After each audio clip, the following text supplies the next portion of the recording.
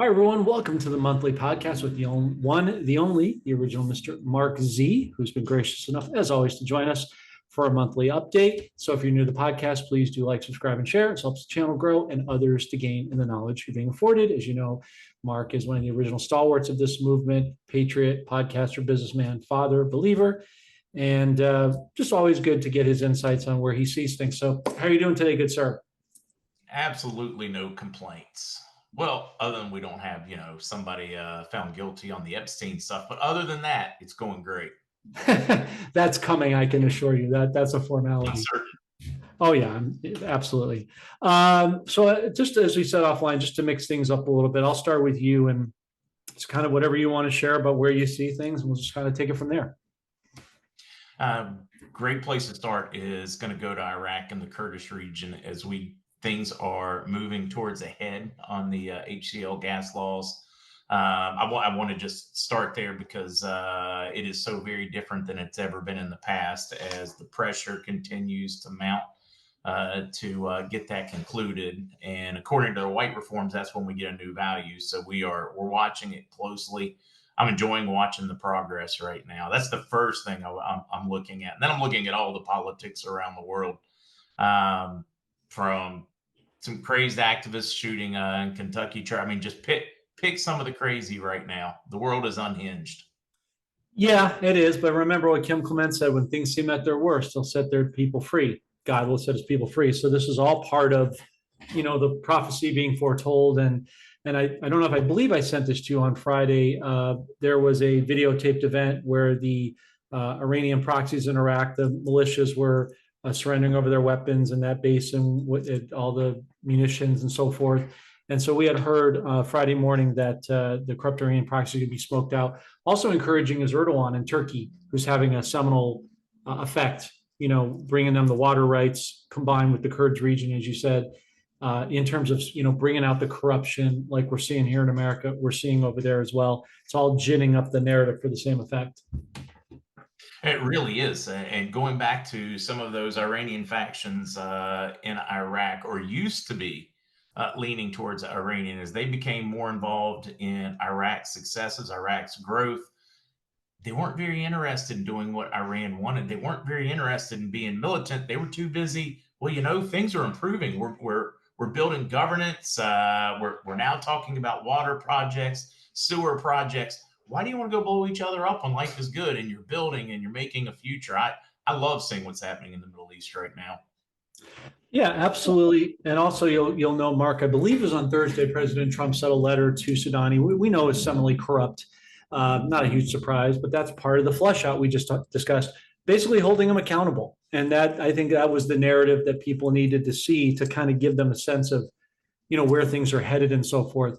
But one of the things I want to share with you, Mark, I thought was, again, I know this is no surprise to you. This is just to synergize our respective audiences. I want to show you a couple of things here. This came from Julian Assange. Trump has given the green light for the final phase of the deep state takedown, including the reset, where the people officially have declared independence from the private Federal Reserve banking system. We already know that as of the 4th of July. And as you know, that was ginned up long prior to that. But here's the thing that really got my attention. This was some guy on X here. Let me see, XRP Fed.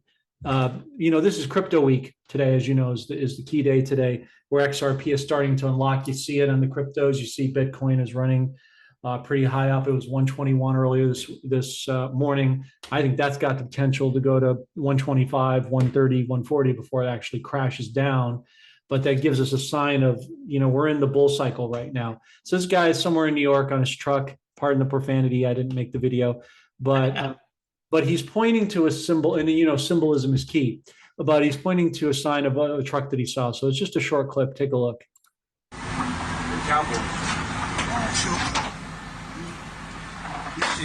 This is a sign, bro. This shit about to retire me, dog. I'm coming back here, bro. All right. So I mean, it's just a short clip, but it makes the stop that. And then there was one other one I wanted to show you real quick, Mark, which is good for full effect. This is Barron Trump on X. So interesting, Barron's posting. If you listen when I post about XRP, you're smiling because when you bought, you locked in for what's coming next. The 10 days will be absolute chaos. You were just talking about that a minute ago. Not just another crypto, but it's the wealth transfer generation. Know what you hold what you know, hold on for dear life, because for some of you, this will be the moment that changes everything. Billionaires will be minted. Don't be the one who sold early and cried later. And this is when it was days ago when it was 275. As I look at it right now in real time, let me look at my Exodus wallet here. It's been bouncing around between 292 to 295, but it's going to do this kind of a swivel motion, but it's definitely setting the stage. What excites me about this market is the obvious of XRP we know, but the fact that it's going to, when it comes back up, it's going to run parallel, or I shouldn't say parallel, but close to where Bitcoin's pantheon will be. But the initial price point of XRP when it breaks out, when the judge finalizes the paperwork with the Ripple SEC case, because we know they're dropping those appeals. We're just waiting for it to hit the courts and be official. Where its initial price point is going to be, I'm looking at between $10 and $30. And that has huge, no pun intended, ripple effects for the dinar, because we know that XRP is the backbone of ISO20022, which will power the digitization of the exchange themselves. Or as Iraq calls it, the dinar. I'm looking for Ripple to go around $10 when everything's dropped. That's the number I'm looking for, because I've looked at markets that it's going to tokenize, et cetera. That's the initial number I'm looking for. No, I'm in agreement. I think that's sort of the inception point, but that really bodes well, I think, for dinar. And as you know, for Vietnam, they're going to play right off that momentum. I think people are going to be shocked when they see how well Vietnam's going to do, particularly when you consider that they're one of the first 4 countries he did a trade deal with, like we suspected. And they've also tied themselves to XRP recently. Well, not recently, but a few months ago. But it's coming out now how much in bed they are with XRP. So you can see the stories kind of queuing up nicely. Oh no, the stage is set. The actors are everybody's there. The stage is set. The question is, and I believe that we've got a few days to settle from the 20022 from the ISO. There's a lot of system testing going on, according to many of my contacts in banking right now. At this point, so far today, they are stunned at how well and how seamless this transition has gone. Well, it's been worked on for quite some time, but I think that plays a part in it. But yeah, I think that's just like I used the stadium analogy. You demo the stadium, turn on the lights on the new one, and seamless transition. 2 questions I was really keen to ask you, Mark. Now that we talked about the dinar and the dong, pivoting a little bit to Zimbabwe, but also to Powell. We know that's an act, but it's interesting. July 30th is when the next Fed meeting is scheduled, and that's probably when the first rate cut's going to come. We know that he's going to be removed out. We know they're going to audit the Fed using gold. Do you think that Judy Shelton is going to be the next Treasury chair to supplant him? I definitely think that's going to be the pick. I'd be stunned if the Republicans don't push her through, but she is definitely going to get a lot of backlash out of the left, although they don't have much political capital to run on right now. So, yeah, in a nutshell, I'd say there's about a 90% chance we're going to see her, and I am hopeful that that's who we see. I'm in agreement. And, they brought her out, and Trump brought her out in his first term. He loves to hire women in higher positions. He did that during his, real estate mogul days in the 80s, as we've talked about before. Again, this is just to bring all the audience sort of on a no pun intended, level playing field. Although that's part of it as well. And, she's a gold bug. This would be part of her legacy, that she would help that. Like she told our buddy Andy Scheckman on his inaugural podcast when he had her on was, hey, by 2026, July 4th, 2026, we're going to have a 50-year gold-backed U.S. Treasury. She's telling you that they're going to be gold-backed by then. She's screaming it at you for anybody that is a little deaf and can't read the seats. The cheap seats back there. But, exactly. But it is important, Mark, that we denote right here and now, so because people tend to hear what they want to hear. I want to make sure we're clear about this. That does not mean that we're waiting for the reset till 26. What that means is we're in the year Jubilee, Leviticus 25, 9 to 12. it's an annual, typically it's every 50 years, but it runs for a year. So July 4th of this year into July of next year, because you remember our article talked about gold-backed treasury bonds. She's not talking about the Fed 10 and 30-year yield. That's key. She's talking about, I think, I wanted to get your take, birth certificates, the Social Security, our Treasury direct bonds, all the things that the deep state's been living off of us for centuries and our families prior generations, getting that back. Does it make sense? It does make sense. And I wonder how they're going to survive without those dollars. Oh, wait a minute, they're not. Exactly. Nice setup. So then that segues nicely to Nelson Chamisa. You see him coming up more and more. South Africa is on the brink of collapse, which includes Emerson Mnangagwa, who's faking the numbers for Zimbabwe's gold reserves. Just like we're not telling people the real rate of unemployment or inflation here in America, they're doing the same thing over there. Again, a defrocking of the corruption. We know Nelson Chamisa is going to get the nod. I guess the question, seminally, is when? That's a great question. I've got some pretty good contact. I worked in Africa for a while, and they seem to think that he's getting the nod sometime late this month, early in August, which I haven't been able to make it make a lot of sense to me yet. Right. But I have so many people connected to the historic settlements on this, and they say South Africa is absolutely a huge key part of this. 100%. And yeah, I don't have any, dates or rates or anything like that, but my gut, which is pretty good with our team, is I've been feeling for a while, sometime in August, maybe September on the outside, but late summer because of all the movement. And wouldn't it be interesting, right? Go back to the Fed chair situation on the 30th. What comes 2 days later? The tariffs, the reciprocal trade, right? So he gets all these trade deals out. He gets these peace deals out, which goes back to Iraq with the Middle East, as you were saying earlier. That gins up, I would think, Judy Shelton to come in. And what if she were to bring back the gold standard 54 years to the day that Nixon and Kissinger took us off of it? Yeah, I'd like to go before August 15th, but I could live with that. Yeah. Not like we have much control over that, but yeah, absolutely. And then I guess just a pure curiosity thing, because you and I know we've talked about this both on and offline.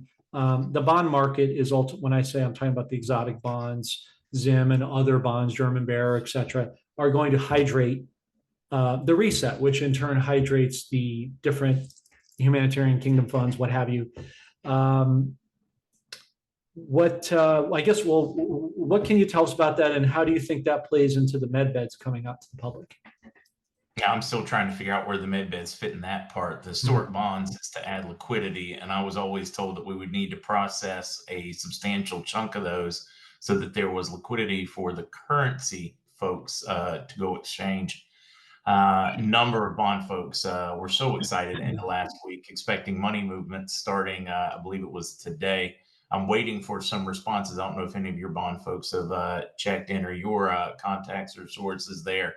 But mine were extremely upbeat going into today. So I'm hoping to get some type of, today is Monday. I don't know when you're going to release this one. Tomorrow. Yeah, we should today, tomorrow, Wednesday at the latest, have some type of better time marker on that one. Yeah, I mean, I'm just being told from our side that just await further instructions, basically. Now, going back to bonds, but a different kind of bond. I've been keeping an eye on the Japanese bond market, and it is signaling collapse, which to me is going to force them to move very quickly on this reset. Well, I mean, absolutely. I'm glad you brought that up, because that ties to the 10 and 30-year Treasury yield. They've been dumping those over faster than we dumped tea off the Tea Party back in the day.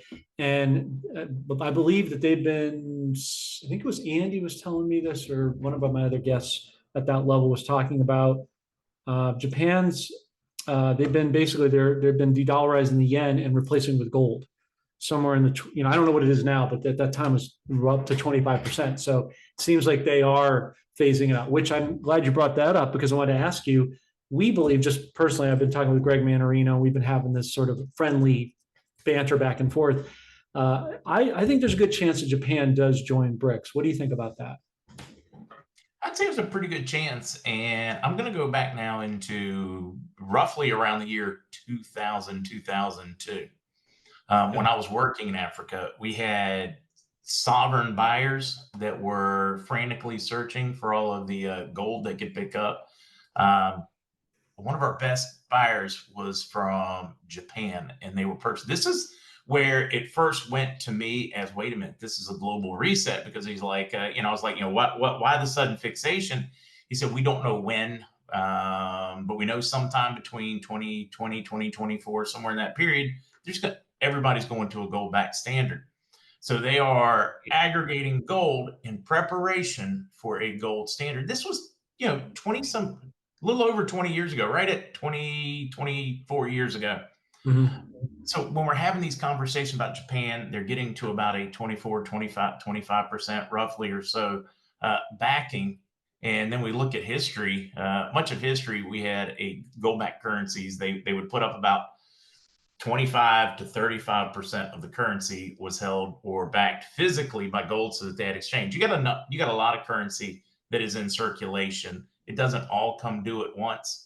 But I just find that fascinating when you just shared that about Japan with what I learned 20 plus years ago as we've watched this thing play out. This is one extremely long-term plan. You can go back to Mitterrand, you can go back to Reagan and that whole crew. This has been in the offing for decades.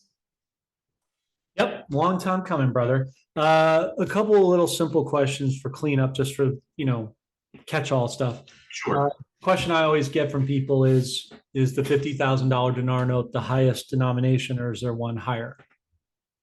Not one higher that I know of. That's not saying that they haven't print special issues that I'm just not familiar with, but that's the largest I've been seen in circulation, and I've got a good banking contact there that has a cut sheet, and that's the what to expect, and the old currencies and the new currencies and what to expect in size. So the biggest I've seen is the 50,000 note.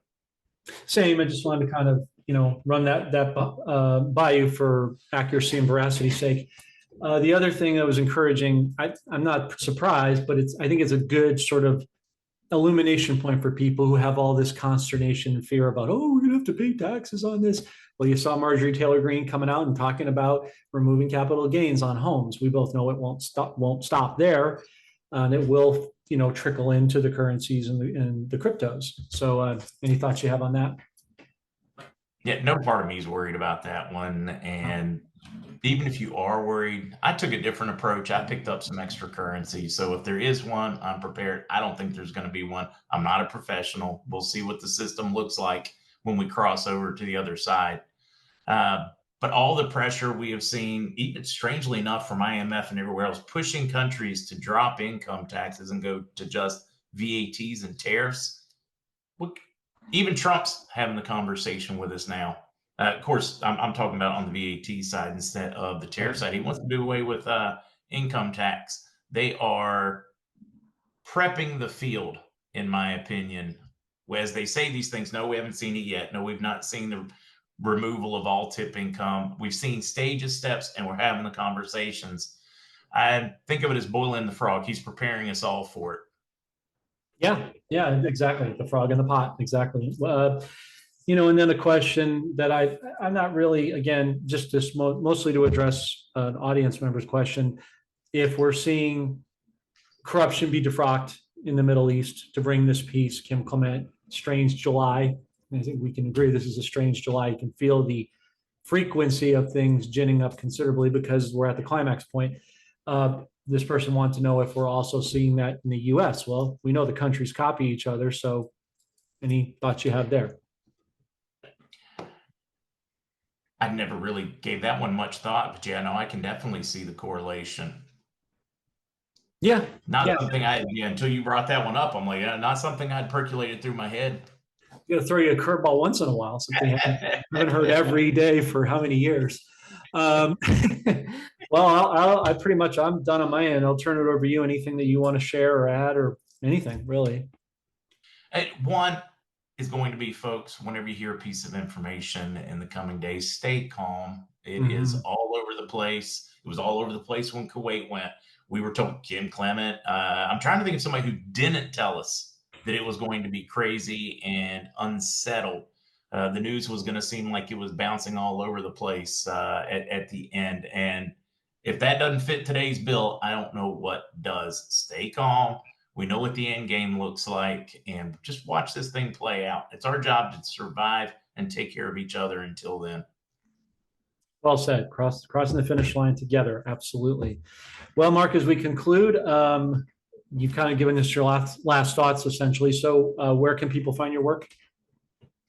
One, they can join me once a month over with Jon Dowling, my buddy. But other than that, you can look for the original markz.com. They'll give you a link. You'll be able to find me at Rumble, YouTube, Twitter/X. What do you call that now? Just X? Yeah, I mean, it's hard not to call it Twitter because it was that for so many years. Hard. It's hard to get off the brain once you get, but yeah, typically X. So Yeah, no, I'm getting better. It's just a tweet and an X. The tweet sounds better. Yeah, it just occurred to me. I don't know why I didn't think of this. I should have. At some point, if this isn't it, we should bring in your son Zetzer as far as the crypto side of things, because that's his bread and butter.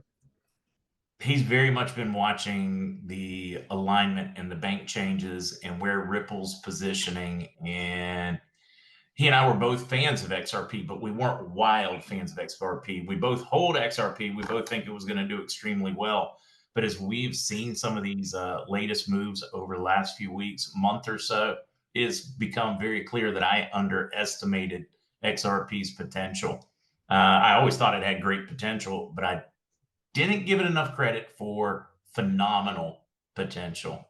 When you see, Mark, the bull cycle that we're in now, I'm sure he's told you already, we're definitely there. And as XRP hits this point before it starts coming down, and when we come out of the next crypto winter, they're going to run, I'm not saying they're going to run 1-for-1 or anything, but we believe Bitcoin at some point will be 1 million, and XRP will definitely be in the conversation. Let's just put it that way. People are going to be shocked at how well it does.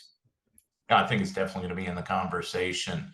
But I do want to note that if it follows and any kind of market history is not even counting just crypto, it should make a run and then a consolidation. So there's 99% chance you're going to get another down cycle to pick. Yeah. Maybe a very short one, and you got to be prepared. But that's why you got to learn about the crypto cycles and leveraging your short positions, your buy sell limit orders, that sort of thing. Having a good comprehension of that, because that'll help you catch the up down cycles in your favor. And I imagine you tell your audience, I was going to say swing trading. I'm sorry, that was the other part. I imagine you tell your audience this similarly to what I tell mine is, people are like, when are we going to know? It'll be all over the internet. The financial markets will cover it. A global event like this is not going to go unnoticed. Just like the precious metals markets, only about 1% of us know, but we'll know what to look for. It'll be scoured everywhere. You won't miss out. And there'll be no way to miss this event, folks. You're not going to need, you don't need to sign up for some special list or some special that. You are not going to miss this thing. It is going to be plastered all over the world news. Yeah, absolutely. So we'll leave those links, Mark, in the description. And folks, as always, we have a great series of vendor relationships. You mentioned our buddy Andy with Miles Franklin, our currency site, as well as health solutions, because you do want to keep your immune system up in these times ahead of chaos. So we'll leave those links respectively in the description as well. Mark Z, thanks for being here, brother. Appreciate you sneaking us in. And I have a feeling that we will see each other in the not too distant future. Yeah, while we exchange, I think. Just remember your health is your wealth. So take care of yourself. Yeah, it's critical to do that before, during, and after. So thanks, brother. Appreciate you. God bless. Have a great rest of your day. You too. Thanks, man.